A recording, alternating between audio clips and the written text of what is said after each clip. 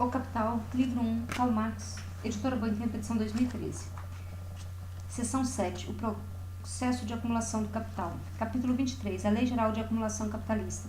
Item 5.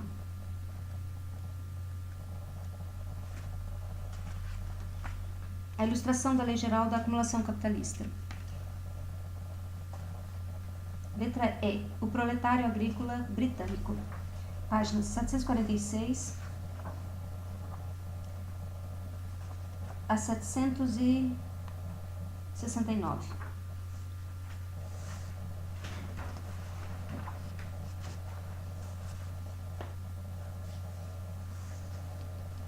O proletário agrícola britânico. Em nenhuma outra parte, o caráter antagônico da produção e da acumulação capitalista se manifesta mais brutalmente do que no progresso da agricultura inglesa, incluindo a pecuária, e no retrocesso do trabalhador agrícola inglês. Antes de examinar a situação atual deste último, lancemos um breve olhar retrospectivo. A agricultura moderna data na Inglaterra de meados do século XVIII, embora o revolucionamento das relações de propriedade fundiária, que constitui a base e o ponto de partida do modo de produção modificado, seja muito anterior. Se tomamos os dados de Arthur Young, observador rigoroso, ainda que pensador superficial, referentes ao trabalho e ao trabalhador agrícola de 1771, veremos que este desempenha um papel muito miserável se comparado com seu antecessor do final do século XIV, quando o trabalhador podia viver na abundância e acumular riqueza. Nota 138. Para não falar do século XV, a idade de ouro do trabalhador inglês na cidade e no campo. Nota 138. James Rogers, professor de Economia Política da Universidade de Oxford, publicado em Oxford, 1866, volume 1, página 690, nos dois primeiros tomos, até agora publicados, essa obra cuidadosamente elaborada abarca unicamente o período de 1259 a 1400. O segundo volume contém apenas material estatístico. É a primeira Story of Price autêntica que possuímos sobre esse período. James A.T. Rogers.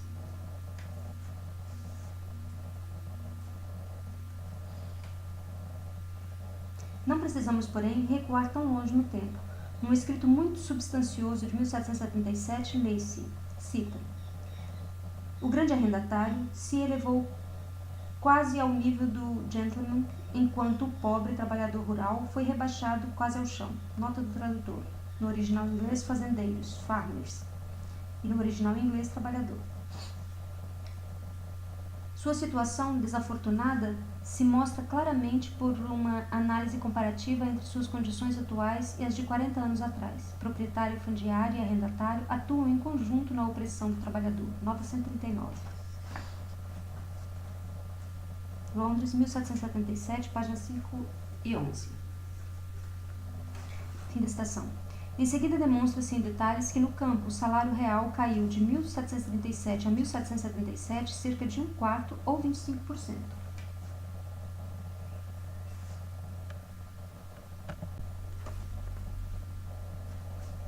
Cita: a política moderna, diz, na mesma época o Dr. Richard Price, favorece as classes superiores da população e a consequência será que mais cedo ou mais tarde o reino todo será composto unicamente de cavaleiros e mendigos, ou de senhores e escravos. Nota 140. Dr. Richard Price, por Morgan, sexta edição, Londres, 1803, volume 2, páginas 158 e 159. Diz Price, a página 159. O preço nominal da jornada de trabalho não é atualmente mais do que 4 ou no máximo 5 vezes maior do que em 1514, mas o preço do cereal é umas 7 vezes maior e o da carne e do vestuário cerca de 15 vezes. O preço do trabalhador, por conseguinte, ficou tão atrás do aumento do custo da vida que, em relação a esse custo, seu montante parece não chegar nem à metade do que era antes. Fim da citação. Não obstante a situação do trabalhador rural, entre 1770 e 1780, tanto no que diz respeito às suas condições alimentares e habitacionais, quanto à sua dignidade pessoal, são diversões. Constitui um ideal nunca mais alcançado posteriormente. Expresso em pints de trigo, seu salário médio chegava de 1770 a 1771 a 90 pães. No tempo de Éden, 1797, apenas 65, mas em 1808, 60. Nota 141. Burton. Citação página 26. Para o final do século XVIII, conforme Éden.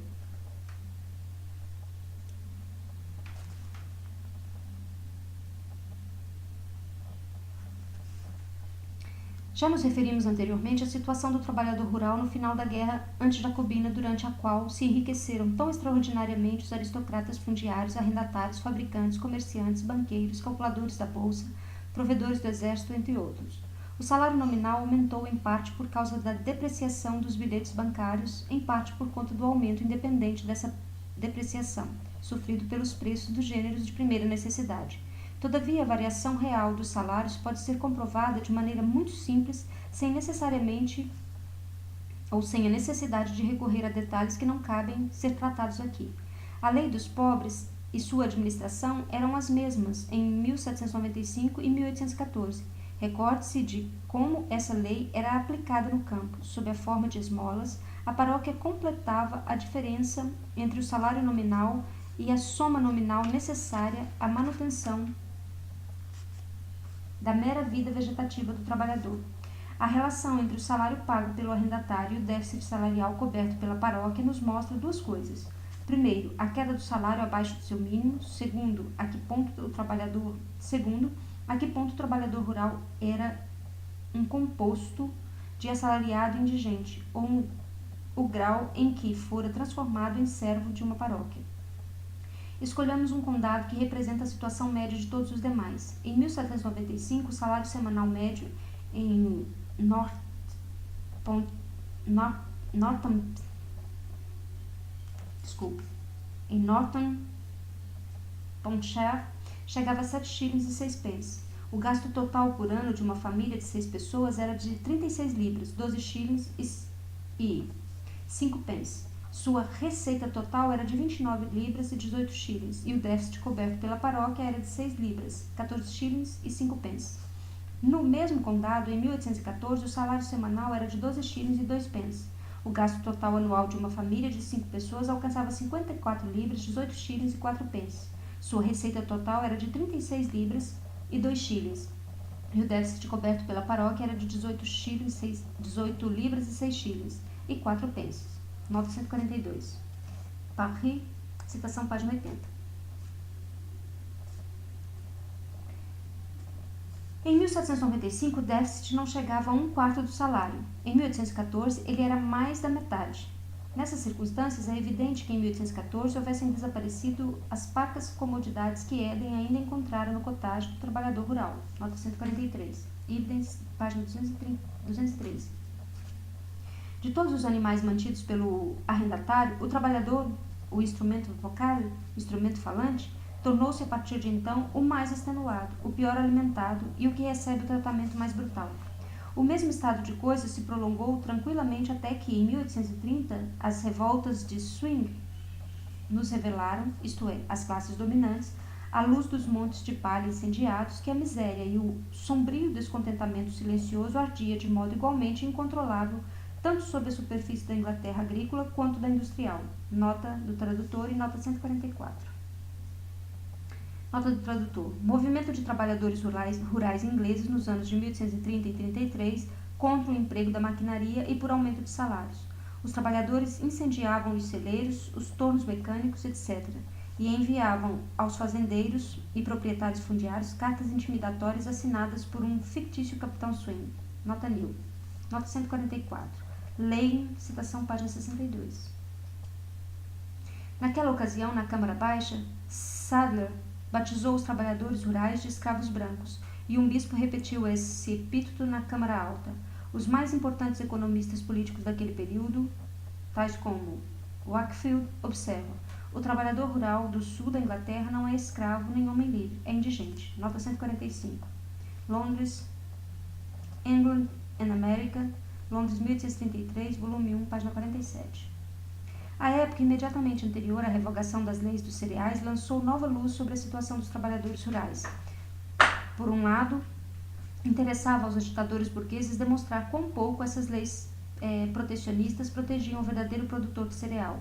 Por outro lado, a burguesia industrial espumava de raiva ante as denúncias que os aristocratas rurais faziam das condições fabris, em face da simpatia que esses ociosos degenerados, frios e refinados afetavam pelo sofrimento do trabalhador urbano e diante de seu zelo diplomático pela lei fabril. Um velho ditado inglês diz que, quando dois ladrões se engalfinham, algo de bom sempre ocorre. E de fato a rumorosa e apaixonada peleja entre as duas facções da classe dominante, para saber qual das duas explorava mais desavergonhadamente o trabalhador, tornou-se, de um lado e de outro, a parteira da verdade.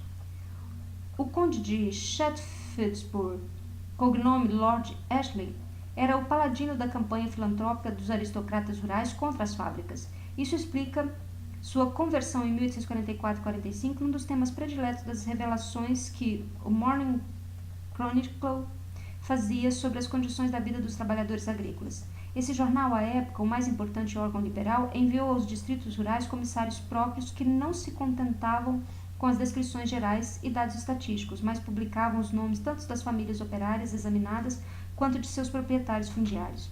A lista seguinte apresenta os salários pagos em 3 vilarejos, na vizinhança de Blandford, Wimborne e Poole.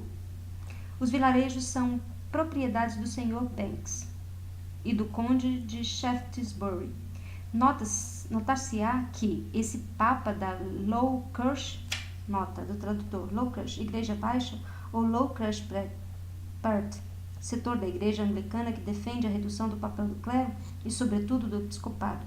Do ponto de vista litúrgico e dogmático, a Low Church se aproxima mais das igrejas protestantes do que do catolicismo romano, sendo nesse sentido o exato oposto da High Church, ver nota na página 80. A Low Church enfatiza as atividades filantrópicas e a propaganda da moral cristã. Graças às suas atividades filantrópicas e de pregação moral, o conde de Shaftesbury, Lord Ashley, conquistara uma significativa influência nos círculos da Low Church, razão pela qual Marx o chama ironicamente de Papa dessa igreja. Nota 1000. Notar-se-á que esse Papa da Low Church, esse líder dos pietistas ingleses, embolsa novamente a título de aluguel imobiliário uma parte considerável dos salários de cão dos trabalhadores, do mesmo modo que o referido Banks. Tabela.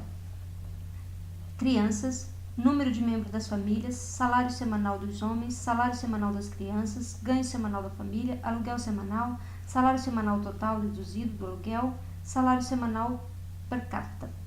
Primeiro vilarejo. 2 não são citados. Shillings, 8. Crianças, homens e crianças não têm. Da família, 8.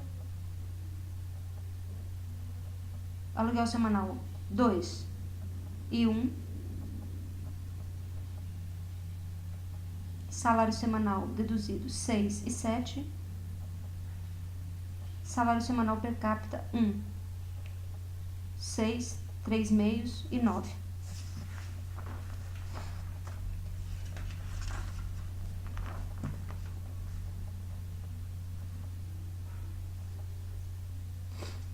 Segue-se do primeiro, segundo e terceiro vilarejo. A revogação das leis dos cereais, do enorme impulso à agricultura inglesa, drenagem em larga escala, novo sistema da alimentação do gado nos currais e do cultivo de forragens artificiais, introdução de adubadoras mecânicas, novo tratamento do solo argiloso, maior uso de adubos minerais, aplicação da máquina a vapor e todo tipo de nova maquinaria de trabalho, etc., e o cultivo mais intensivo em geral caracterizam essa época. Nota 147 e 146. Economist Londres, 29 de março de 1845, página 290, cita as tabelas. Nota 147. Para essa finalidade, a aristocracia fundiária adiantou fundos para si mesma, naturalmente por meio do parlamento, do Tesouro do Estado, a juros muito baixos que os arrendatários tinham de lhes restituir em dobro. O presidente da Sociedade Real da Agricultura, Sr. Posey, afirma que, graças à maquinaria recém-introduzida, os custos relativos da produção foram reduzidos quase à metade. Por outro lado, o rendimento positivo do solo aumentou rapidamente. Uma maior aplicação de capital por acre e, portanto, uma concentração acelerada dos arrendamentos era a condição fundamental do novo método. Nota 148. A diminuição de arrendatários médios evidencia-se especialmente nas seguintes rubricas do censo: filho, neto, irmão, sobrinho, filha, neta, irmã, sobrinha do arrendatário. Em suma, os membros da própria família dos arrendatários ocupados por ele. Ao mesmo tempo, de 1846 a 1856, a área cultivada se ampliou em 464.119 acres, para não falar das grandes áreas dos condados do leste, que, como num passe de mágica, foram transformadas de viveiro de coelhos e pobres pastagens em férteis campos de cereais. Já sabemos que, ao mesmo tempo, diminuiu o número total de pessoas ocupadas na agricultura. No que diz respeito aos lavradores propriamente ditos, de ambos os sexos e de todas as idades, seu número caiu de 1.241.269 em 1851 para 1.163.217 em 1861. Nota 149. O número de pastores de ovelhas aumentou de 12.517 para 25.559. Continuação da citação 148. Essas rubricas somavam, em 1851, 216.851 pessoas. Em 1861, apenas 176.151. De 1851 a 1871, os arrendamentos com menos de 20 acres diminuíram na Inglaterra em mais de 900. Os de 50 a 75 acres diminuíram de 8.253 para 6.370. E fenômeno semelhante ocorreu em todos os outros arrendamentos com superfície inferior a 100 acres. Em contrapartida, no mesmo período de 20 anos, aumentou o número de arrendamentos. Os de 300 a 500 acres aumentaram de 7.771 para 8.410. Os com mais de 500 acres de 2.755 para 3.914. E os com mais de 1.000 acres de 492 para 582. Se o diretor do Registro Civil inglês observa com razão que o aumento de arrendatários e trabalhadores agrícolas desde 1801 não guarda relação alguma com o aumento da produção agrícola, essa desproporção vale ainda muito mais para o último período em que o decréscimo positivo da população trabalhadora rural acompanha a ampliação da área cultivada, o cultivo mais intensivo, uma acumulação inédita do capital incorporado ao solo e destinado ao seu cultivo, aumento na produção do solo sem paralelo na história da agronomia inglesa, uma abundância nos registros de renda dos proprietários fundiários e uma riqueza crescente dos arrendatários capitalistas. Nota 150. Censos, etc. Citação, página 36.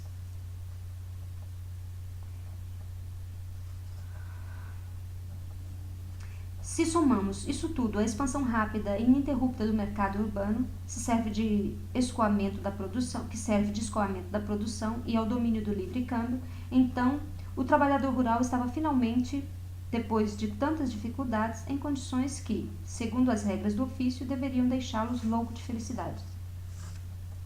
Ao contrário, o professor Roger chegou ao resultado de que o trabalhador rural inglês de nossos dias, para não falar de seu antecessor da segunda metade do século XIV e do século XV, mas comparando-o apenas com seus predecessores do período de 1770 a 1780, teve sua situação muito piorada, que ele se converteu novamente em servo, e precisamente num servo mal nutrido e mal acomodado.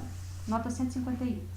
Rogers, citação página 693. Citação página 10, e na citação da página 10, o Sr. Rogers pertence à escola liberal, é amigo pessoal de Cobden e Bright, e, portanto, nenhum panegerista das épocas passadas. Horácio, verso 173, nota livre.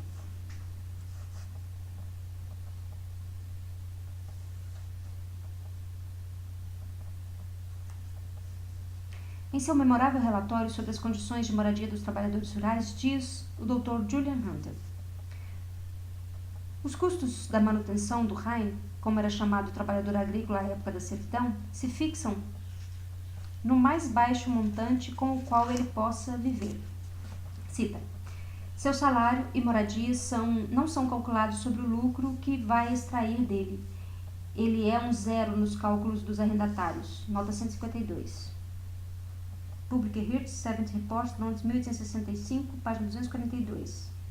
Não é nada incomum, portanto, que o locador aumente o aluguel a ser pago por um trabalhador, tão logo fique sabendo que ele ganha algo mais, ou que o arrendatário reduz o salário do trabalhador, porque a mulher deste último encontrou uma ocupação.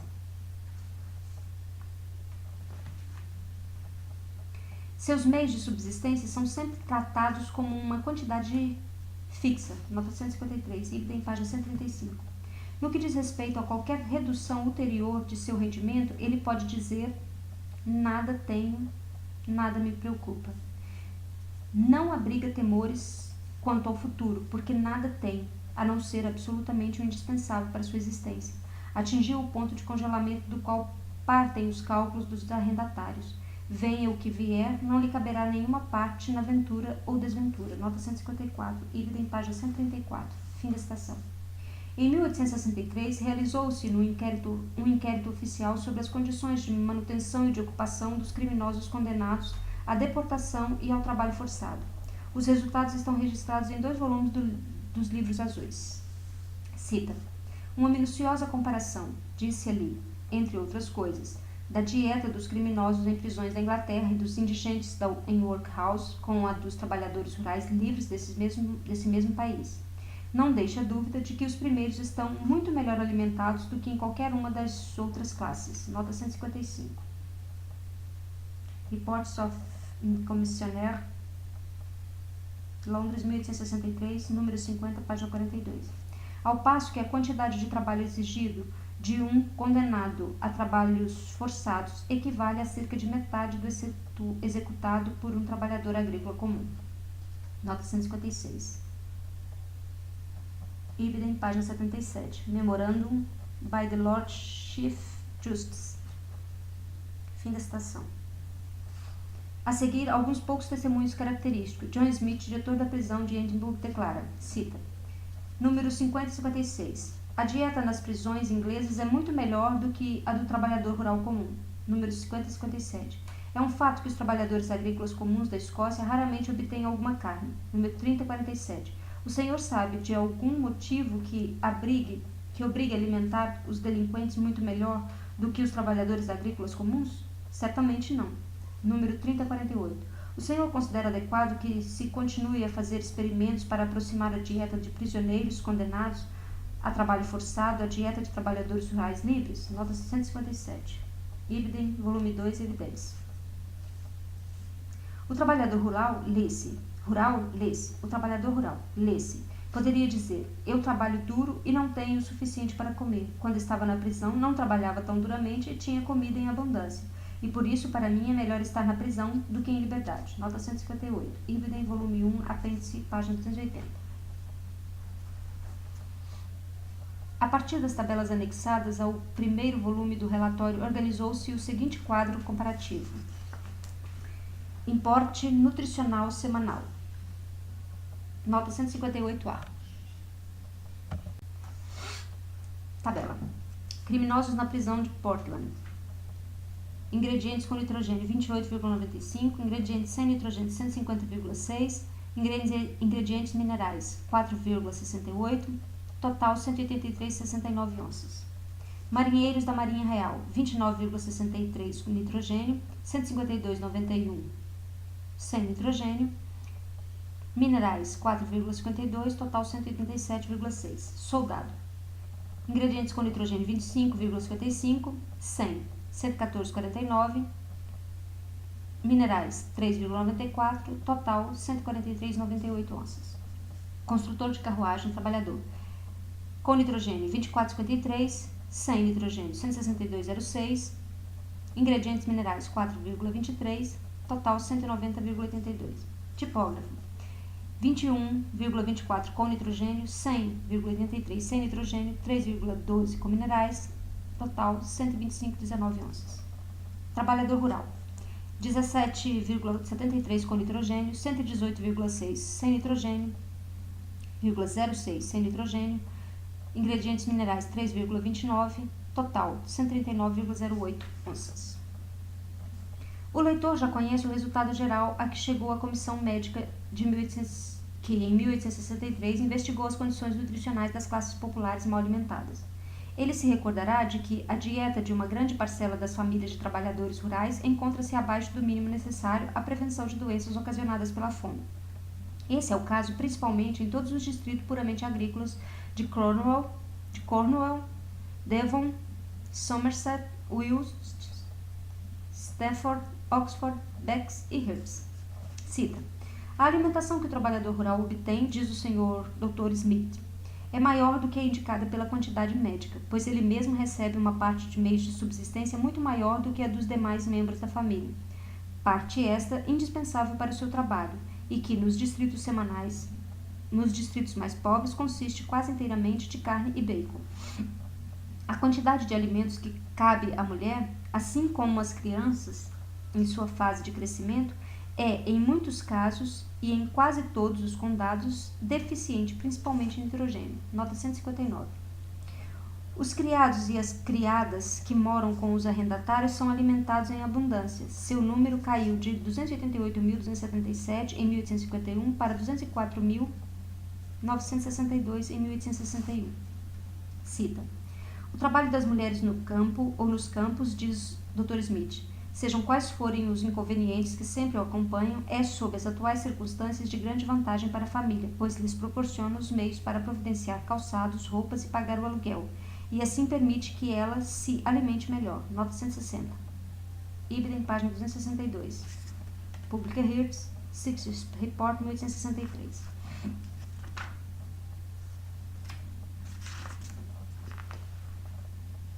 Um dos resultados mais notáveis dessa investigação foi que o trabalhador agrícola da Inglaterra é muito pior alimentado do que das outras partes do Reino Unido, como mostra a tabela seguinte: consumo semanal de carbono e nitrogênio do trabalhador rural médio. Inglaterra: carbono em grãos 40.673, nitrogênio 1.594. País de Gales: 48.354, carbono, nitrogênio 2.031. Escócia: em carbono 48.980, nitrogênio 2.348. Irlanda: 43.366 em carbono, 2.434 em nitrogênio. Nota 161. Ibidem, página 17. O trabalhador agrícola inglês obtém apenas um quarto do leite e um quinto de pão que recebe o irlandês. No início deste século, Arthur Young já chamara a atenção em seu Throughout Ireland para a melhor situação nutricional do segundo em relação ao primeiro. A razão disso é simplesmente que o pobre arrendatário irlandês é incomparavelmente mais humano que seu rico colega inglês. No que diz respeito a Gales, os dados do texto não se aplicam à sua região sudeste. Todos os médicos locais coincidem em afirmar que o aumento da taxa de mortalidade por tuberculose, escrofulose, etc., se intensifica com a deterioração da condição física da população e todos atribuem tal deterioração à pobreza. A manutenção diária do trabalhador rural é ali calculada em 5 pence, e em muitos casos o arrendatário, ele próprio miserável, ainda paga menos que isso. Um pedaço de carne salgada, desidratada até ficar dura, como um mogno, e muito pouco digna do difícil processo de digestão, ou do toucinho, serve para reparar uma grande quantidade de caldo, de farinha e alho poró, ou de mingau de aveia. Dia após dia, esse é o almoço do trabalhador rural. O progresso da indústria teve para ele a consequência de substituir, nesse clima rigoroso e úmido, o grosso pano fiado em casa por gêneros baratos de algodão e as bebidas mais fortes por um chá nominal. Depois de longas horas de exposição ao vento e à chuva, o trabalhador agrícola retorna ao seu cottage para sentar-se ao pé de uma fogueira de turfa ou de bolas compostas de argila, o resto de carvão, e respirar nuvens de monóxido de carbono e ácido sulfúrico. As paredes da choupana consistem de barro e pedras. O chão é da mesma terra batida que lá estava antes da sua construção. O telhado é uma massa de palha solta amontoada. Toda a fresta é tapada para conservar o calor e numa atmosfera de fedor diabólico com um chão de barro sob si, frequentemente com suas únicas roupas a secar em seu corpo. O trabalhador janta com sua mulher e filhos. Certas parteiras, forçadas a passar uma parte da noite nesses casebres, descreveram como seus pés afundavam no barro do chão e como elas eram forçadas do chão e como elas eram forçadas, que trabalho leve, a fazer um buraco na parede a fim de obter um pouco de ar para respirar. Várias testemunhas de diversas camadas sociais afirmam que o camponês subnutrido está exposto todas as noites a essas e outras influências insalubres. E não são poucas as provas, em verdade, do resultado disso, um povo debilitado e escrupuloso. Os informes dos funcionários paroquiais de Carmarthenshire e Cardiganshire mostram cabalmente o mesmo estado de coisas. A isso se acrescenta uma praga ainda maior, a propagação do idiotismo, e além disso, as condições climáticas. Os fortes ventos do sudeste sopram em todo o país durante 8 a 9 meses do ano, seguidos por chuvas torrenciais que se descarregam principalmente sobre as ladeiras ocidentais das colinas. As árvores são escassas, salvo em lugares protegidos, por onde crescem de abrigo, o vento as deforma. Os casebres se encolhem sob qualquer elevação montanhosa. Frequentemente também num buraco ou pedreira, e só ovelhas menores e o gado bovino nativo conseguem viver nas pastagens. Os jovens migram para os distritos mineiros de Glamorgan e Monmouth, situados no leste. Carmarthenshire é a incubadora da população mineira e asilo de inválidos. A população mantém seu número a duras penas. É o que ocorre, por exemplo, em Cardiganshire. Em 1851, sexo masculino 45.155. Em 1861, 44.446. Sexo feminino 52.459 em 1851 e 52.955 em 1861. Em 1851, total de 97.614. Em 1861, 97.401. Relatório do Dr. Hunter em Public Health 70 Report, 1864, citação página 498, 502, passando.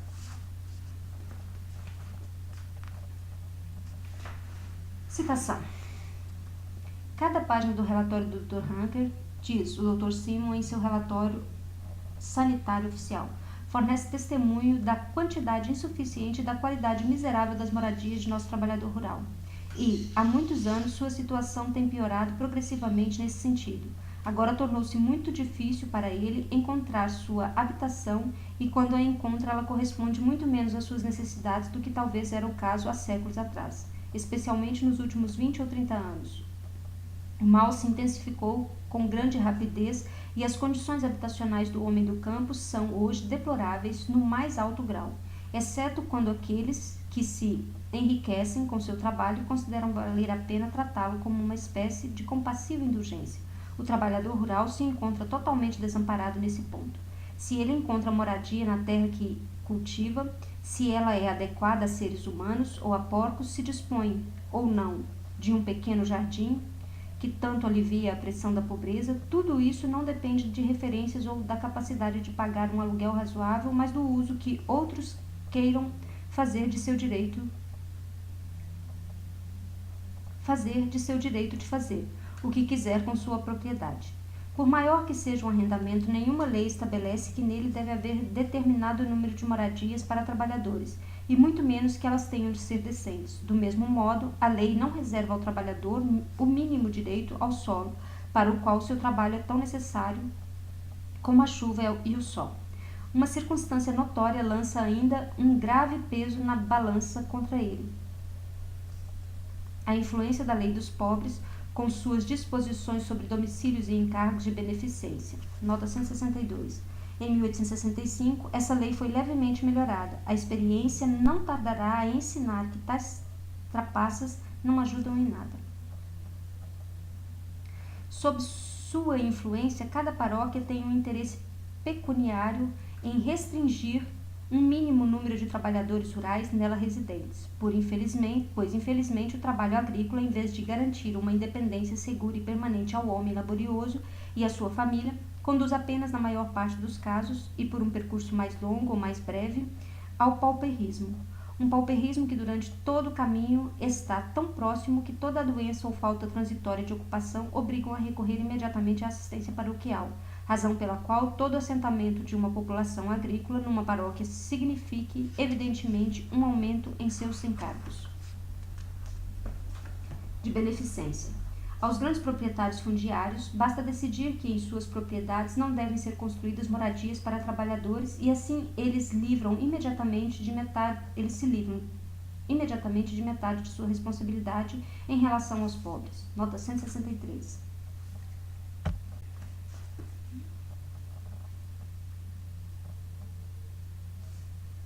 Em que medida a Constituição e a lei inglesa têm como objetivo sancionar essa espécie de propriedade restrita do solo, graças à qual um landlord que faz o que quer com o que é seu, pode tratar os agricultores como forasteiros e expulsá-los da sua propriedade, é uma questão que escapa aos limites da minha investigação. Esse poder de desalojar não existe só na teoria. Ele se exerce na prática na mais ampla escala. Ele é uma das circunstâncias que regem as condições habitacionais do trabalhador rural. A extensão do mal pode ser julgada pelo último censo, segundo o qual, durante os últimos 10 anos, apesar da maior demanda local por moradia, a demolição de casas progrediu em 821 diferentes distritos da Inglaterra, de modo que, sem levar em conta as pessoas forçadas a se tornar não residentes, isto é, não residente na paróquia em que trabalha, em 1861, comparado com 1851, uma população de 5%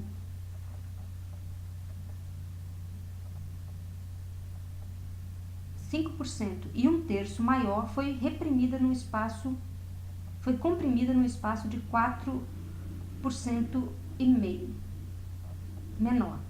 Quando o processo de despovoamento tiver alcançado sua meta, diz o Dr. Hunter, o resultado será um vilarejo de cenografia, slow village, onde os cottages terão sido reduzidos a uns poucos e onde ninguém terá permissão para viver, a não ser pastores de ovelhas, jardineiros ou guardas florestais, servidores regulares que recebem de seu magnânimo senhor o bom tratamento habitual dispensado a essas classes. Nota 164.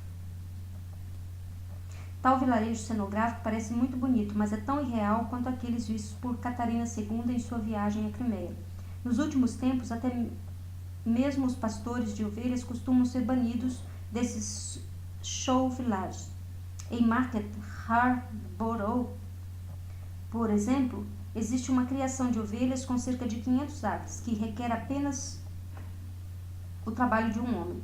Para sobreviver às longas caminhadas sobre essas vastas planícies, as belas pastagens de Leicester e Northampton, o pastor costumava ocupar um cottage na fazenda. Agora se dá a ele um 13º shilling para o alojamento que ele tem de buscar bem longe, no vilarejo aberto.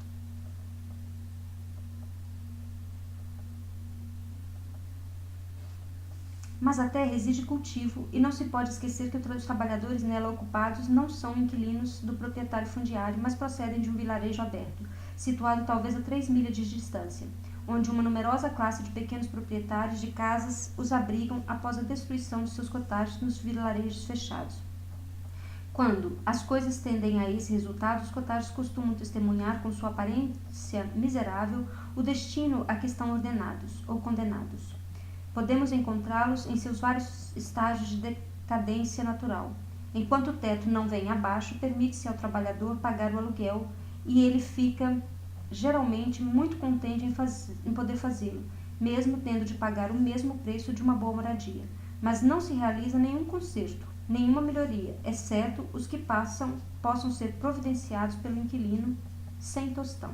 E por fim, quando se torna totalmente inabitável, tem-se apenas um cottage destruído a mais e um imposto de beneficência a menos, enquanto os grandes proprietários se livram dessa maneira do imposto de beneficência, despovoando as terras por eles controladas. O povoamento ou o vilarejo aberto mais próximo recebe trabalhadores expulsos. O mais próximo, digo eu, mas esse mais próximo pode muito bem estar a 3 ou 4 milhas da fazenda, onde o trabalhador tem de se esfalfar dia após dia. Assim, a sua labuta diária é adicionada como se fosse pouca coisa à necessidade de marchar de 6 a 8 milhas diárias para poder ganhar o seu pão de cada dia. Todo o trabalho agrícola executado por sua mulher e filhos se efetua sob as mesmas circunstâncias agravantes. E esse não é todo o mal que a distância lhe causa. No vilarejo aberto, especuladores imobiliários compram retalhos de terrenos que eles semeiam tão densamente quanto possível com as mais baratas espeluncas que se possam conceber. E nessas habitações miseráveis, que mesmo quando dão para o campo aberto, partilham das características mais monstruosas das piores moradias urbanas, amontoam-se os trabalhadores agrícolas da Inglaterra. Nota 165. As casas dos trabalhadores nos vilarejos abertos, que naturalmente estão sempre superlotados, costumam ser construídas em fileiras com a parede traseira situada no limite externo do pedaço de chão que o especulador imobiliário chama de seu. Elas são, por isso, desprovidas de aberturas para luz e ventilação, exceto na parte dianteira. Reports by Hunter, citação página 135. Muito frequentemente, o taberneiro ou merceeiro do vilarejo é ao mesmo tempo o locador das casas. Nesse caso, o trabalhador rural encontra nele um segundo patrão, ao lado do arrendatário. Ele tem de ser, ao mesmo tempo, seu freguês, com 10 shillings por semana, menos um aluguel anual de 4 libras. Ele é obrigado a comprar, pelos preços impostos pelo merceeiro, seu módico ou modesta porção de chá, açúcar, farinha, sabão, velas e cerveja. Ibidem, página 132.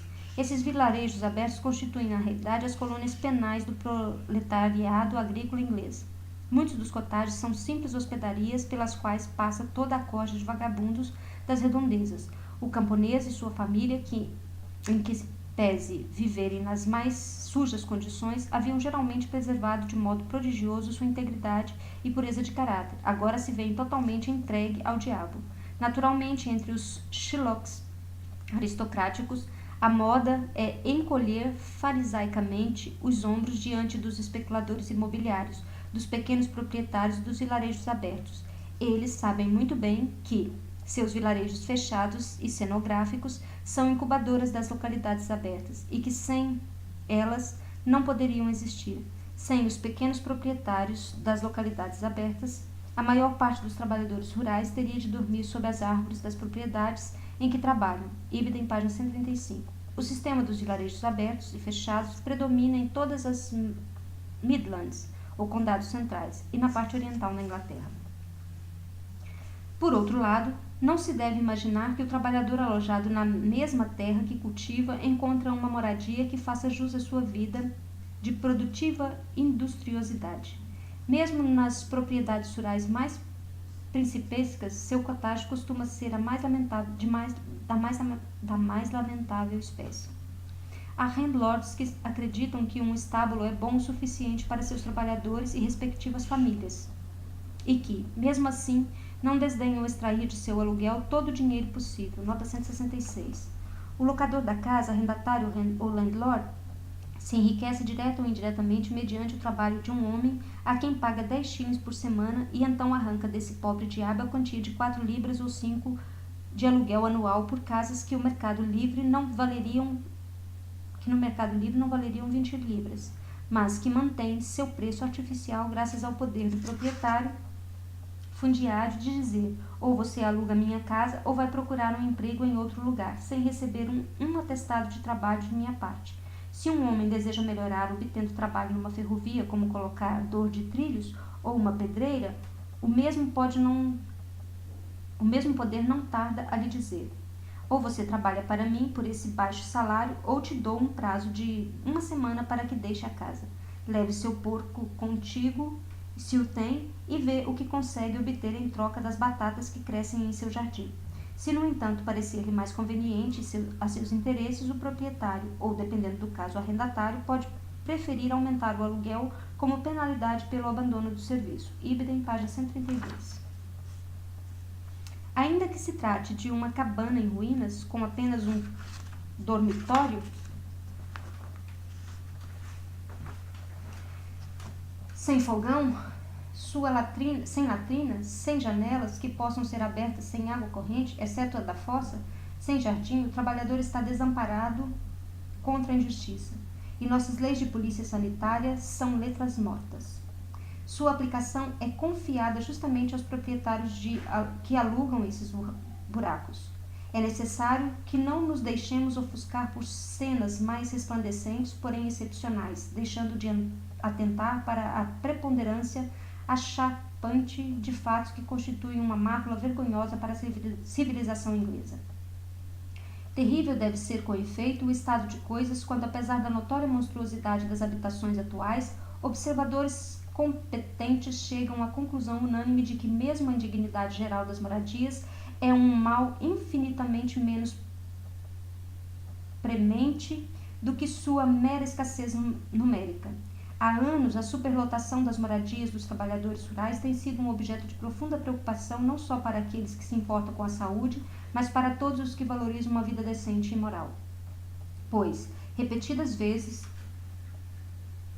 com expressões tão uniformes que parecem estereotipadas, os autores dos relatórios sobre a propagação de doenças epidêmicas nos distritos rurais denunciam a superlotação habitacional como causa que frustra por inteiro toda tentativa de conter uma epidemia já iniciada. E repetidas vezes foi demonstrado que apesar das muitas influências saudáveis da vida rural, a aglomeração que tanto acelera a propagação de doenças contagiosas favorece também o surgimento de doenças não contagiosas. E as pessoas que denunciam essa situação não silenciaram sobre outro mal. Mesmo quando seu tema original se limitava ao cuidado com a saúde, elas foram praticamente obrigadas a se ocupar de ambos os sexos, casados e solteiros, que são amontoados em dormitórios estreitos. Seus relatórios tinham necessariamente de gerar a convicção de que, nas circunstâncias descritas, o sentimento de pudor e a decência se degradam do mesmo modo, mais grosseiro, provocando quase necessariamente a ruína de toda a moralidade. Nota 167. Recém-casados não constituem uma influência edificante para irmãos e irmãs adultos no mesmo dormitório, e embora exemplos não possam ser registrados, dispomos de dados suficientes para justificar a observação de que um grande sofrimento, e às vezes a morte, é o fado que se abate sobre a mulher que toma parte no crime de incesto. Ibidem, página 137. Um policial dos distritos rurais que por muitos anos trabalhou como detetive nos piores bairros de Londres fala das moças de seu vilarejo. Durante toda a minha vida de policial, nas piores partes de Londres, jamais vi semelhante grosseria e imoralidade em tão tenra idade, tamanha insolência e impudícia. Vivem como porcos, rapazes e moças, mães e pais, todos dormindo juntos no mesmo quarto. Children Employment Commissioner, 60 Report, citação apêndice, página 77, número 155.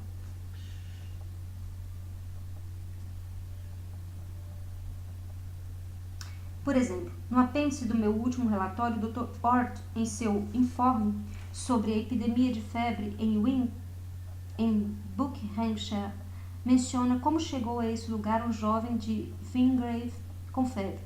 Nos primeiros dias de sua enfermidade, ele dormiu num quarto com 9 outras pessoas. Em 2 semanas, várias dessas pessoas foram afetadas e no curso de poucas semanas, 5 das 9 apresentaram febre e uma delas morreu.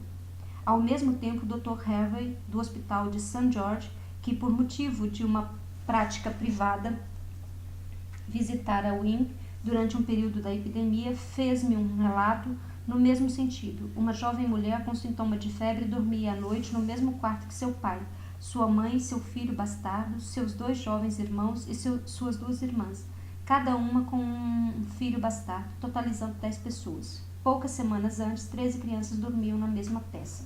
Nota 168. Public Records, 70 Reports, 1864, páginas 9 a 14, citação. Fim da citação. O Dr. Hunter investigou 5.375 cotagens de trabalhadores rurais, não apenas nos distritos puramente agrícolas, mas em todos os condados da Inglaterra. Desses 5.375, 2.195 tinham um único quarto de dormir, que frequentemente também servia de sala de estar. 2.930 apenas 2, e 250 mais de 2. Oferecemos a seguir um breve florilégio correspondente a uma dúzia de condados. 1. Bedfordshire. Raisling Gorts, dormitório de cerca de 12 pés de comprimento e 10 de largura, embora muitos sejam menores. O pequeno casebre de um só piso costuma ser dividido com tapumes em 2 quartos de dormir.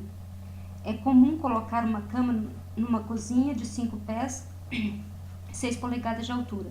O aluguel é de 3 libras. Os locatários têm de construir suas próprias latrinas. O proprietário da casa não fornece mais do que uma fossa. Sempre que alguém constrói uma latrina, esta é utilizada por toda a vizinhança. Uma casa denominada Richardson era de uma beleza inigualável. Suas paredes de argamassa se arqueavam como um vestido feminino de genuflexão. Uma água mestra era convexa e outra côncava. E sobre a última havia, de modo infeliz, uma chaminé. Um cano torto, feito de argila e madeira, e semelhante a uma tromba de elefante. Um varapau servia de escora para evitar a queda da chaminé. A porta e a janela tinham forma romboide. De 17 casas visitadas, apenas 4 dispunham de mais de um quarto de dormir e todas as 4 estavam superlotadas. O cottage de um piso, com um único quarto de dormir, abrigavam 3 adultos e 3 crianças, um casal com 6 filhos, etc. Dunton. Aluguéis elevados entre 4 e 5 libras, sendo 10 shillings o salário semanal dos homens. Esperam obter o dinheiro para o aluguel com um entrançado de palha, efetuado pela família. Quando mais elevado o aluguel, tanto maior o número de pessoas que têm de se reunir para pagá-lo. 6 adultos e 4 crianças num único dormitório pagam um aluguel de 3 libras a 10 shillings. A casa, mais barata em Dunton, com médias ou medidas externas de 15 pés de comprimento por 10 de largura, estava alugada por 3 libras. Apenas uma das 14 casas investigadas tinha 2 dormitórios. Pouco antes do vilarejo, havia uma casa cujos moradores estercaram suas paredes externas, umas 9 polegadas da parte inferior da porta havia desaparecido, carcomida com um simples processo de putrefação. À noite, o buraco é engenhosamente tapado com alguns tijolos e recoberto com uma esteira. Metade de uma janela, incluindo vidro e moldura, já havia percorrido o caminho de toda a carne. Nota do tradutor, isto é, já haviam sido deteriorados. Gênesis 6, 12, 13. Aqui, privados de móveis, amontoavam-se 3 adultos e 5 crianças. Dunton não é pior que o resto da Biggleswade Union. 2. Berkshire. Birmingham. Em junho de 1864, um homem, sua mulher e 4 filhos viviam num cottage de um piso. Uma filha, que trabalhava como serviçal, voltou para casa com escarlatina. Morreu. Uma criança adoeceu e morreu. A mãe e um filho sofriam de tifo. Quando o Dr. Hunter foi chamado, o pai e uma das crianças dormiam fora de casa, mas a dificuldade de assegurar o isolamento ficou aqui evidente, pois a roupa da casa, atingida pela febre, se amontoava à espera de ser lavada. Um apinhado mercado de miserável vilarejo. O aluguel da casa de 1 shilling por semana, um dormitório para o casal e 6 crianças. Uma casa alugada de 8 pés semanais, 14 pés e 6 polegadas de comprimento, 7 pés de largura. Cozinha de 6 pés de altura. O dormitório sem janelas, sem lareiras, sem porta nem abertura, que não uma única para o corredor. E nenhum jardim. Nela, um homem vivera há pouco, com 2 filhas adultas e um filho em crescimento. Pai e filho dormiam na cama, as moças no corredor. Enquanto a família aí viveu, uma teve um filho, mas uma foi para o workhouse, para o quarto e depois voltou para casa. Para o parto e depois voltou para casa. 3. Buckinghamshire. 30 cottages. Sobre 1000 acres de terreno, abrigam-se 130 a 140 pessoas. A paróquia de Brandham abrange 1000 acres. Em 1851, ela tinha 36 casas e uma população de 84 pessoas do sexo masculino e 54 do sexo feminino. Essa desigualdade entre os sexos foi sanada em 1861, quando havia 98 homens e 87 mulheres, o que corresponde a um aumento em 10 anos de 14 homens e 33 mulheres. Entre mentes, o número das casas havia diminuído em uma unidade. Winslow. Grande parte do vilarejo foi recém-construída em bom estilo. A demanda de casas parece ser importante, já que os cotes muito miseráveis são alugados por um shilling e 3 pence por semana. Water Eaton. Aqui, os proprietários, em vista do crescimento populacional, demoliram cerca de 20% das casas existentes. Um pobre trabalhador que tinha de andar umas 4 milhas até seu local de trabalho respondeu à pergunta se não encontrariam um cote mais perto. Não, eles vão evitar a todo custo alojar um homem com uma filha grande como a minha. Com uma família grande como a minha. Tinkers and Winslow. Um dormitório habitado por 4 adultos e 5 crianças, com 11 pés de comprimento, 9 pés de largura, 6 pés e 5 polegadas de altura, no ponto mais elevado. Outro, com 11 pés e 7 polegadas de comprimento, 9 pés de largura, 5 pés e 10 polegadas de altura. Abrigava 6 pessoas. Cada uma dessas famílias tinha menos espaço do que o necessário para um condenado às galés. Nenhuma casa dispunha de mais de um dormitório e nenhuma tinha porta dos fundos.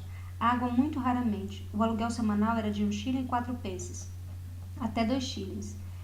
Em 16 das casas examinadas, apenas em um único homem ganhava 10 shillings por semana. No caso anteriormente mencionado, o volume de ar de que cada pessoa dispunha era equivalente ao que ela teria se passasse a noite encerrada numa caixa de 4 pés cúbicos.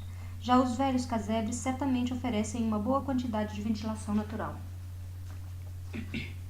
Cambridgeshire.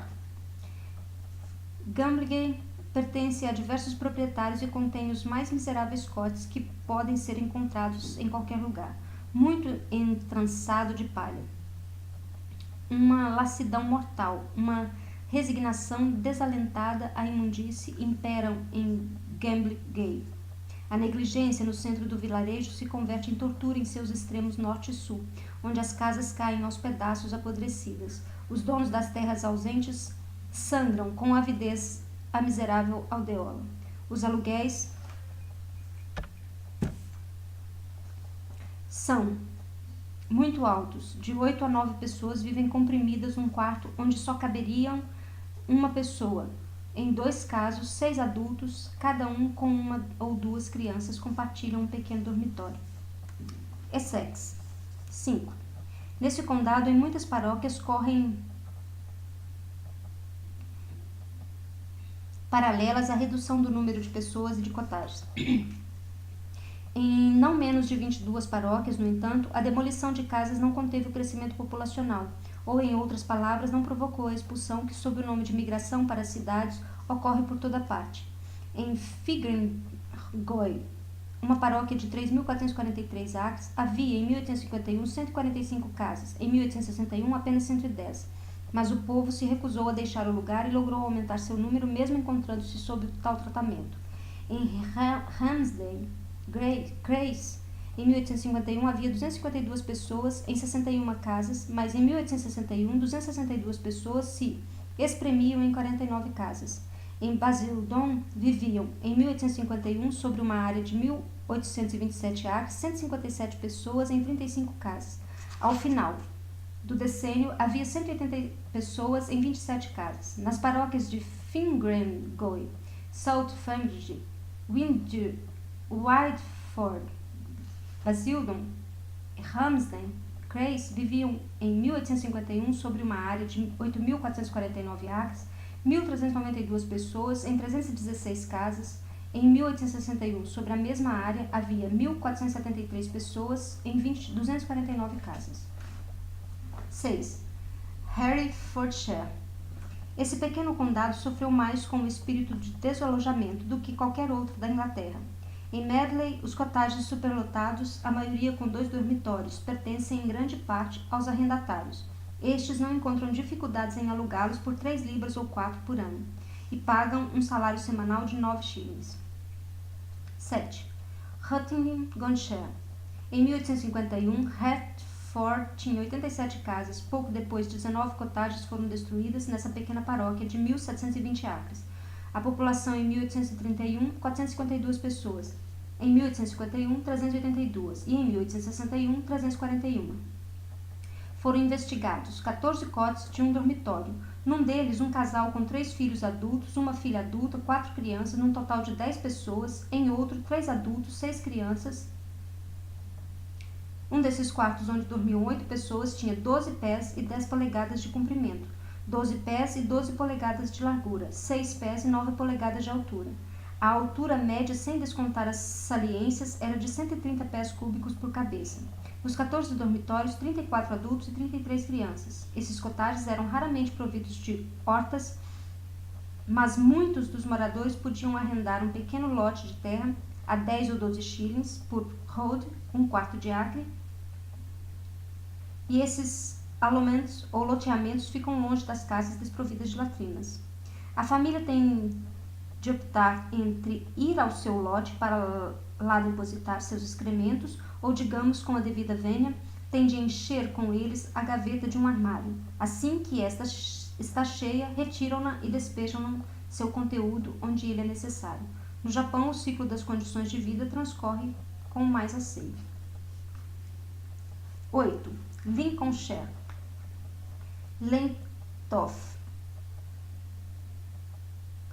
Um homem vive aqui na casa de Wright, com a mulher, a sogra e 5 filhos. A casa tem cozinha frontal, copa, dormitório sobre a cozinha frontal.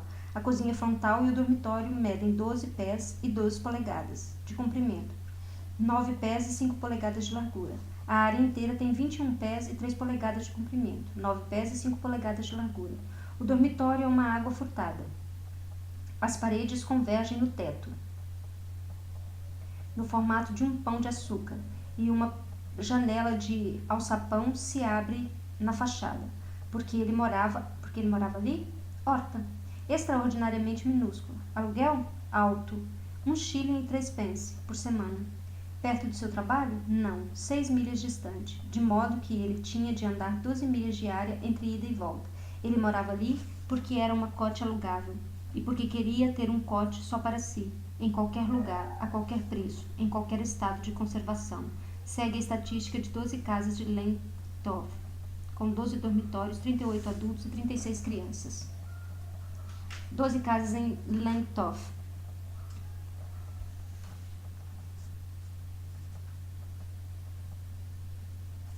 Segue tabela,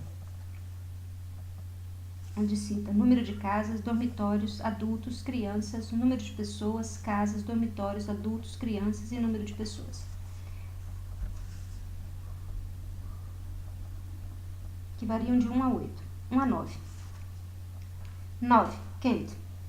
Kenton, tristemente superlotada em 1859, ano em que surgiu a difteria, e o médico da paróquia efetuou uma investigação oficial sobre a situação das classes populares mais pobres. Verificou-se que nessa localidade, onde era necessário muito trabalho, diversos cotes haviam sido destruídos e nenhum novo construído. Num distrito havia 4 casas chamadas de birdcages, ou gaiolas de pássaros, cada uma dispondo de 4 cômodos, com as seguintes dimensões em pés e polegadas. Cozinha, 9,5 por 8,11 por 6,6. Copa, 8,6 por 4,6 por 6,6. Dormitório, 8,5 por 5,10 por 6,3. Outro dormitório, 8,3 por 8,4 por 6,3. 10. Northamptonshire. Brixton, Pittsford e Flory. Nesses vilarejos, durante o inverno, de 20 a 30 homens vagabundeiam pelas ruas por falta de trabalho. Os arrendatários nem sempre cultivam suficientemente as terras apropriadas ao plantio de cereais e tubérculos, e o landlord considerou conveniente fundir todos os seus arrendamentos em 2 ou 3. Daí decorre a falta de ocupação. Enquanto de um lado do fosso, o campo clama por trabalho, do outro lado dos trabalhadores ludibriados lançam-se olhares ansiosos, febrilmente sobrecarregados de trabalho no verão e meio mortos de fome no inverno. Não é de admirar que, em seu próprio dialeto, digam que o cura e os nobres parecem ter conjurado para acossá-los até a morte. Em Flor, há exemplos de casais com 4, 5 e 6 crianças no dormitório dos mais exíguos. Idem 3 adultos com 5 crianças. Idem um casal com um avô e 6 crianças. com escarlatina, etc., em 2 casas com 2 dormitórios, 2 famílias formadas por 8 e 9 adultos, respectivamente. 11. Wiltshire, Stratton, 31 casas visitadas, 8 com apenas 1 dormitório, 1 pen hill, na mesma paróquia, 1 cote alugado por 1 shilling e 3 pence por semana e onde viviam 4 adultos e 4 crianças, não tinha, exceto as paredes, nada de bom, desde o assoalho de pedras grosseiramente lavradas até o teto de palha pura. 12. Worcestershire. Nesta localidade, a demolição de casas não foi tão intensa. Todavia, de 1851 a 1861, o número de moradores por casa aumentou de 4,2 para 4,6. Bedsey. Neste vilarejo, há muitos cotes e pequenas hortas. Alguns arrendatários declararam que os cotes são um grande inconveniente aqui, porque atraem os pobres. Sobre a afirmação de um gentleman, segundo o qual os pobres nem por isso estão em melhor situação, se 500 cotes são construídos, eles são vendidos como pãezinhos. Quanto mais se os constroem, tanto mais são necessários. Na sua opinião, são as casas que produzem os moradores que, de acordo com uma lei natural, exercem uma pressão sobre os meios de habitação. Observa o Dr. Hunter. Cita.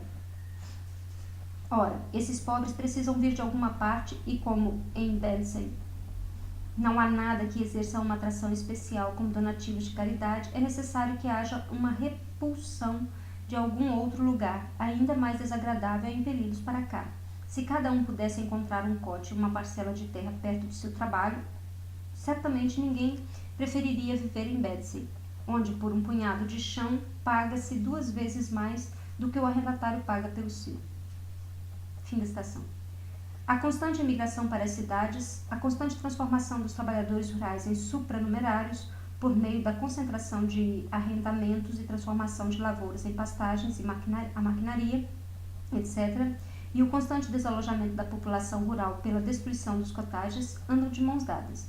Quanto mais despovoado o distrito, tanto maiores a superpopulação relativa e a pressão que esta última exerce sobre os meios de ocupação, tanto maior o excedente absoluto da população rural em relação a seus meios habitacionais e tanto maiores, portanto, a superpopulação local e o amontoamento mais pestilencial de seres humanos nos vilarejos. O condensamento do aglomerado humano em pequenos vilarejos e povoados esparsos corresponde ao violento esvaziamento populacional da área rural. A ininterrupta transformação dos trabalhadores rurais em supranumerários, apesar de seu número crescente e da massa crescente de seu produto, é o berço de seu pauperismo. Seu pauperismo eventual é um dos motivos que se invocam para seu desalojamento e a fonte principal de sua matéria habitacional que se quebra, sua última capacidade de resistência, e os converte em meros escravos dos senhores fundiários. Nota 169. E dos arrendatários, de modo que o mínimo de salário se consolida para eles, como uma lei natural. Nota. O emprego do trabalhador rural, tendo origem divina, confere dignidade à sua posição. Ele não é um escravo, mas um soldado da paz e merece ter um lugar numa moradia adequada a um homem casado e ser providenciada pelo proprietário fundiário, que reclamou para si o poder de forçá-lo a trabalhar, similar ao poder de que a nação dispõe sobre o soldado. Assim como o soldado, ele tampouco recebe o preço de mercado por seu trabalho. Como soldado, ele é recrutado quando jovem e ignorante, conhecendo apenas sua própria profissão e sua própria localidade. O casamento prematuro e a manipulação das várias leis sobre o domicílio afetam o trabalhador rural do mesmo modo como o recrutamento e o Código Penal afetam o soldado. Dr. Hunter, em Public Hearing, 70 Reports, citação página 132. Ocasionalmente, algum senhor de terras de coração excepcionalmente mole se deixa comover diante do deserto por ele criado. É melancólico estar sozinho em seu país, disse o conde de Leicester, quando felicitado pelo extermínio da construção de Hoffman. Olho a meu redor e não vejo nenhuma casa exceto a minha. Sou o gigante da torre, gigante, e devorei todos os meus vizinhos.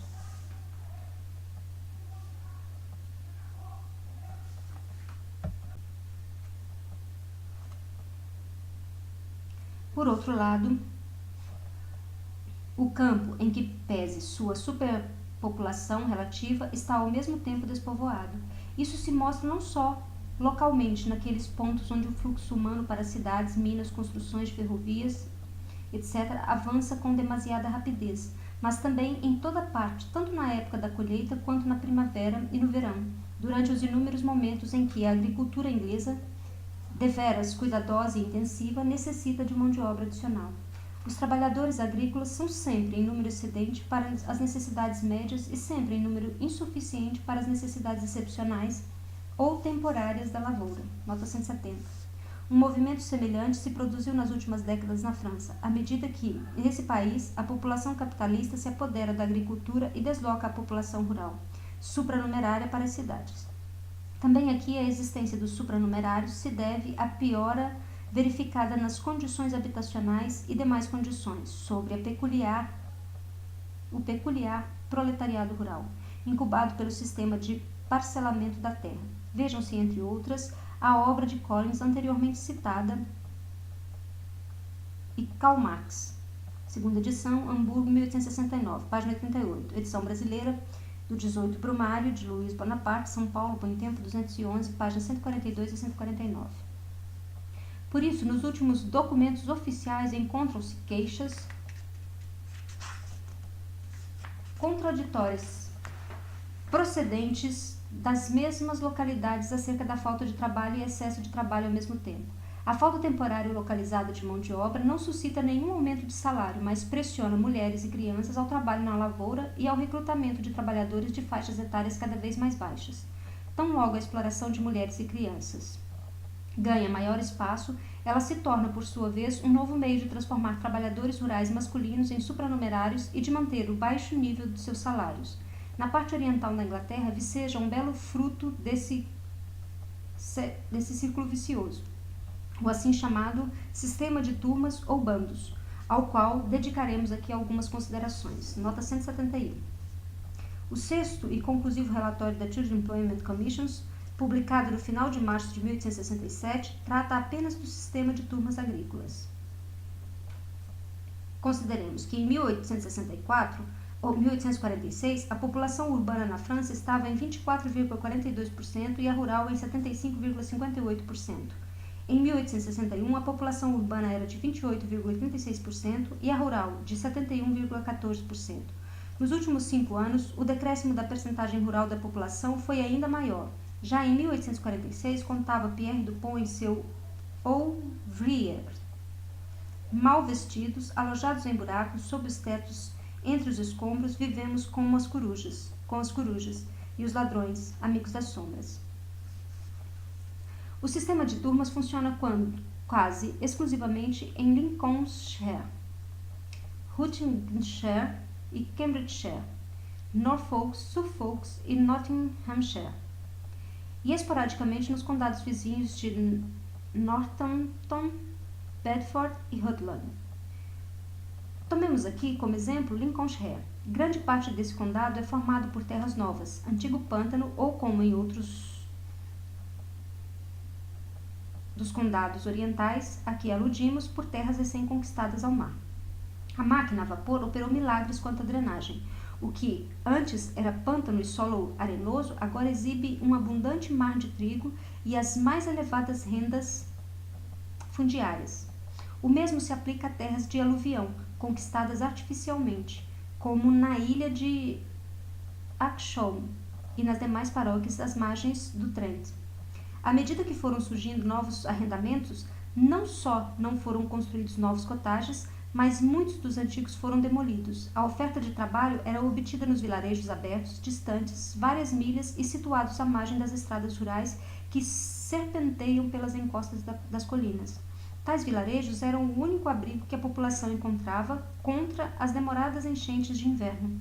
Nos arrendamentos de 400 a 1.000 acres, os trabalhadores, aqui chamados de confinés labouriers, ou trabalhadores confinados, servem exclusivamente para o trabalho agrícola pesado e permanente, efetuado com cavalos. Para cada 100 acres, um acre igual a 40,49 ares, ou 1,584 morgen prussianos, há, em média, apenas um cottage.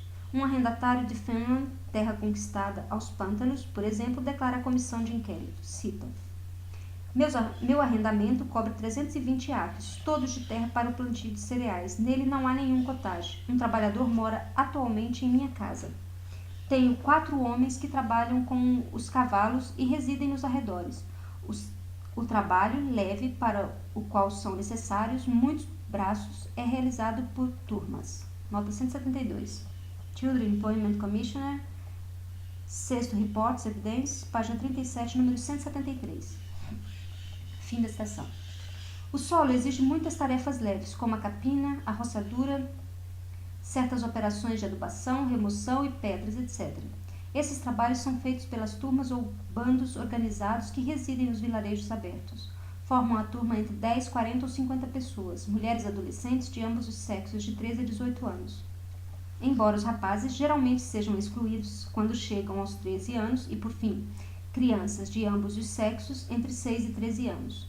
À frente de todos está o Gangmaster, ou chefe de turma, sempre um trabalhador agrícola comum, geralmente um assim chamado mau sujeito, pervertido, inconstante, bêbado, mas dotado de certo espírito empreendedor e savoir-faire. Ele recruta a turma que trabalha sob suas ordens, não sob as do arrendatário. Com este último, ele estabelece um acordo baseado na maioria das vezes no pagamento por peça e seu ganho, que em média não se eleva muito acima do de um trabalhador rural comum. Nota 173. No entanto, alguns chefes de turma logram converter-se em arrendatários de 500 acres ou proprietários de fileiras inteiras de casas. Depende quase inteiramente de sua habilidade em fazer com que a turma ponha em movimento no menor tempo a maior quantidade possível de trabalho. Os arrendatários descobriram que as mulheres só trabalham ordenadamente sob ditadura masculina, mas que mulheres e crianças, uma vez em movimento, como já o sabia o Fourier, gastam sua energia vital de modo verdadeiramente impetuoso, ao passo que o trabalhador masculino adulto é tão malandro que a economiza o máximo que pode. O chefe de turma se transfere de uma fazenda a outra e assim ocupa seu bando de 6 a 8 meses por ano. Ser seu cliente é por isso muito mais rentável e seguro para as famílias trabalhadoras do que ser cliente do arrendatário individual, que só ocasionalmente ocupa crianças. Essa circunstância reforça sua influência nas localidades abertas, a tal ponto que, na maioria das vezes, é apenas por seu intermédio que crianças podem ser contratadas. A exploração individual destas últimas, separadas da turma, constitui seu negócio acessório. Os pontos fracos do sistema são o sobretrabalho das crianças e dos jovens, as enormes marchas que fazem diariamente para ir e vir de fazendas, situadas a 5, 6 e às vezes 7 milhas de distância, e, por fim, a desmoralização da turma. Embora o chefe de turma, que em algumas regiões é denominado o feitor, esteja munido de uma longa vara, ele só a emprega muito raramente e queixas quanto ao tratamento brutal são exceção. Trata-se de um imperador democrático, ou de uma espécie de flautista de Hamelin. Nota do tradutor. Conto folclórico alemão coligido pelos irmãos Grimm, que narra como um caçador de ratos, após ter seu pagamento negado pelos habitantes de uma pequena cidade, enfeitiça todas as crianças do lugar com um toque de sua flauta e as tranca para sempre numa caverna. Necessita, pois, da popularidade entre seus súditos e os seduz por meio da vida boêmia que floresce sob seus auspícios. Uma licenciosidade crua, um desconhecimento alegre e a audácia mais obscena dão asas à turma. Na maioria das vezes, o chefe da turma efetua os pagamentos numa taberna e mais tarde volta para casa, cambaleando, sustentado à direita e à esquerda por robustas mulheres e seguido por um cotejo de crianças e adolescentes que alvoroçam e entoam cantigas zombeteiras e obscenas. No caminho de volta, impera aquilo que Fourier chama de fonerogamia. Nota do tradutor. O termo fonerogamia, do grego foneros, visível e evidente, e gamos, união sexual, que na botânica refere-se aos vegetais cujos órgãos produtivos são bem evidentes, é empregado por Fourier para designar uma forma de poliandria praticada no interior da falange. Fourier a compara com o comportamento sexual de várias tribos em Java e no Tahiti, conforme Charles Fourier, Paris, 1829, parte 5, suplemento ao capítulo 36 e parte 6, resumo. Nota do tradutor. É comum que mocinhas de 13 a 14 anos engravidem de seus companheiros de mesma idade. Os vilarejos abertos que fornecem contingentes da turma convertem-se em Sodomas e Gomorras. Nota 174. O sistema de turmas levou metade das moças de Ludford à perdição. Children Employment Commission, sexto Reportes Evidências, citação apêndice, página 6, número 32. E geram 2 vezes mais nascimentos ilegítimos do que o resto do reino. Já indicamos anteriormente como as moças criadas nessa escola procedem quando casadas, no terreno da moralidade. Seus filhos, se o ópio não os liquida, são recrutas natos da turma. A turma, na forma clássica que descrevemos anteriormente, chama-se turma pública, comum ou ambulante. Há também, com efeito, turmas privadas. Estas são formadas como a turma comum, mas são menos numerosas e, em vez de trabalharem sob as ordens do chefe da turma, fazem-no sob o comando de um velho criado rural, que o arrendatário não sabe como utilizar melhor. Aqui o espírito boêmio desaparece, mas conforme todos os testemunhos, o pagamento e o tratamento das crianças pioram. O sistema de turmas, que nos últimos anos se tem ampliado de maneira constante, não existe, evidentemente, para agradar ao chefe da turma. Nota 175. Os pequenos arrendatários não utilizam o sistema de turma. Ele não é utilizado em terras pobres, mas em terras que dão uma renda entre 2 a 2 libras e 10 shillings por acre. Ibidem, página 17 e 14.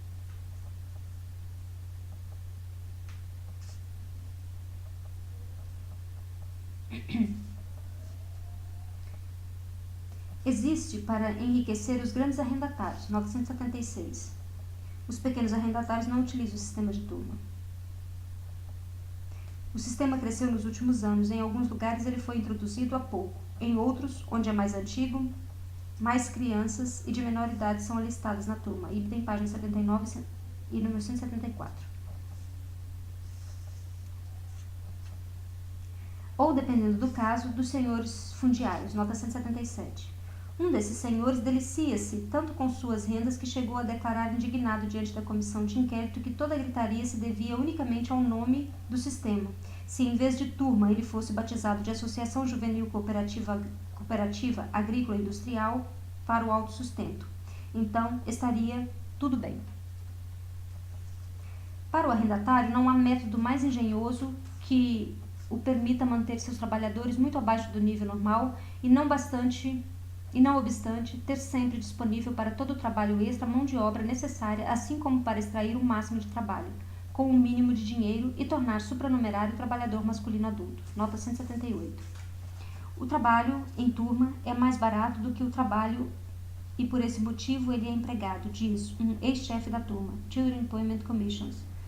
Sexto Reportes Evidências, citação página 17, número 14. O sistema de turma é decididamente o mais barato para o arrendatário, assim como o mais nocivo para as crianças, diz um arrendatário. Ibidem, página 16, número 3. A partir da discussão anterior, compreende-se que, por um lado, admita-se a maior ou menor desocupação do homem do campo, e, por outro, declare-se como necessário o sistema de turmas em razão da falta de mão de obra masculina e de seu êxodo para as cidades. Nota 179. Não há dúvida de que muito do trabalho agora executado por crianças em turmas era antes realizado por homens e mulheres. Onde se empregam mais mulheres e crianças, há agora mais homens desempregados do que antes. Ibidem, página 43, número 202. Por outro lado, entre outras passagens, lemos que em muitos distritos agrícolas, especialmente aqueles produtores de cereais, a questão do trabalho torna-se atualmente tão séria em decorrência da imigração e da facilidade que as ferrovias oferecem para o traslado às grandes cidades, que este eu refere-se ao agente rural de um grande patrão, considero os serviços das crianças como absolutamente indispensáveis. Ibidem, página 80, número 180. Nos distritos agrícolas ingleses, diferentemente do resto do mundo civilizado, a questão do trabalho significa efetivamente a questão do proprietário fundiário e do arrendatário. Como perpetuar, apesar do êxodo cada vez maior da população agrícola, uma suficiente superpopulação relativa no campo e, com ela, o mínimo de salário para os trabalhadores rurais?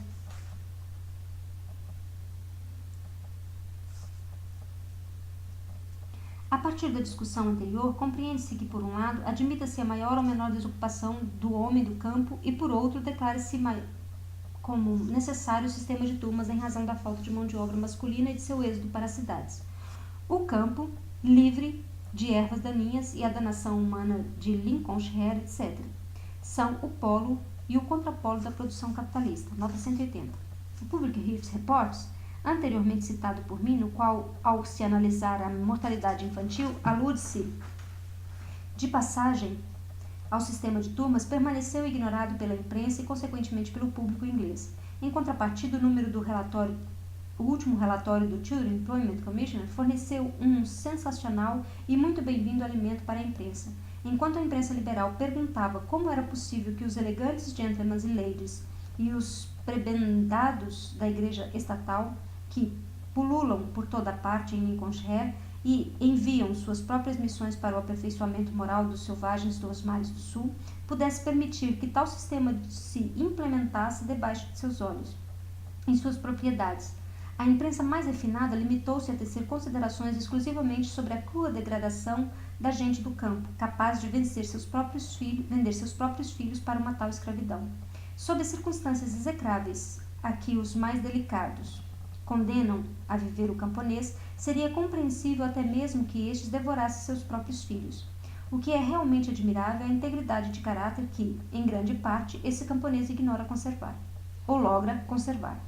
Os informantes oficiais comprovam que os pais, mesmo nos distritos em que ele prevalece, detestam o sistema de turmas.